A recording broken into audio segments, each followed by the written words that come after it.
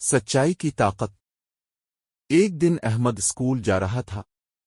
रास्ते में इसे एक खूबसूरत और महंगी घड़ी जमीन पर गिरी हुई मिली। उसने घड़ी को उठाया और सोचने लगा कि क्या करे। चंद लम्हों के बाद उसने फैसला किया कि ये घड़ी शायद किसी की कीमती चीज है, इसे फौरन वापस करना चाहिए। उसने स्कूल पहुंचकर घड़ी प्रिंसिपल के दफ्तर में जमा करा दी और बताया कि उसे कहां से मिली थी।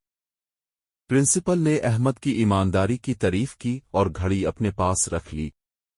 शाम को एक बच्चा रोता हुआ आया, जिसने बताया कि उसकी घड़ी खो गई है। प्रिंसिपल ने इससे घड़ी की शनाख्त पूछी और जब वो सही मालूमात दे सका तो घड़ी उसे वापस कर दी गई। सब ने अहमद को शाबाश दी। इसके इस अमल से स्कूल में सब बच्चों ने ईमानदारी का सबक सीखा। सबक: सच्चाई और ईमानदारी इंसान को इज्जत और सुकून देती